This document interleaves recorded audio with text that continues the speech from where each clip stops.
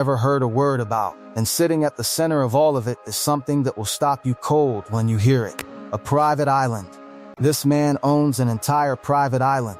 Most people know Johnny Depp as Captain Jack Sparrow. They know the movies, they know the characters. But what the world has largely missed is what John Christopher Depp II built in the Kentucky, who has quietly built one of the most underrated empires in Hollywood history. Not just a film career, not just a production company, an actual empire with real estate, art, music, businesses, and assets that most people have never heard a word about. And sitting at the center of all of it is something that will stop you cold when you hear it. A private island. This man owns an entire private island. Most people know Johnny Depp as Captain Jack Sparrow. They know the movies, they know the characters. But what the world has largely missed is what John Christopher Depp II built in the background while everyone was focused on the blockbusters.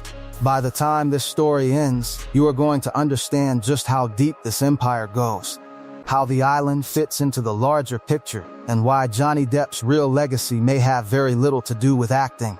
Yo, what's good, fam? Today we are diving deep into the full story of Johnny Depp's empire. From his come-up in Owensboro, Kentucky, all the way to the private island, the real estate portfolio, the art collection, the music ventures, and the quiet empire he's been building for decades. This one is going to hit different, so stay locked in. We are talking about a man who turned chaos into currency, who treated fame like a temporary costume and ownership like the real prize. This is not the highlight reel they show on award shows.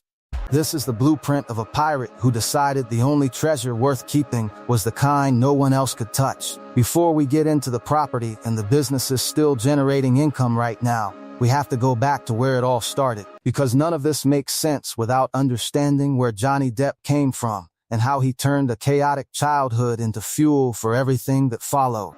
Johnny was born on June 9, 1963 in Owensboro, Kentucky, and raised mostly in Florida after his family moved. This was not a sheltered upbringing. This was a childhood marked by instability, multiple moves, and a father who left when Johnny was still young. By his teenage years, he was already rebelling hard, dropping out of high school to chase music, and then drifting into acting almost by accident. Most people don't survive that kind of early chaos. Johnny treated it like information and kept moving. He lived in more than 20 different places before he even hit adulthood. His father was a civil engineer who bounced from job to job.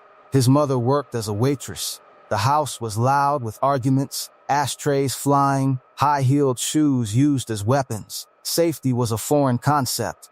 When his parents finally split in 1978 and Johnny was 15, the quiet, kind man he called Dad packed up and walked out. Johnny felt abandoned. He felt the cowardice of it. So he did what restless kids do. He picked up a guitar his mother gave him when he was 12 and poured every ounce of that rage and restlessness into 6 strings. He joined band after band. He slept in cars. He worked construction just to eat. Music was the first escape hatch. Acting was just a second one that paid better. He got his first big break in the mid-80s with A Nightmare on Elm Street, then 21 Jump Street made him a teen idol. But he hated the fame. He wanted something darker, stranger, more artistic.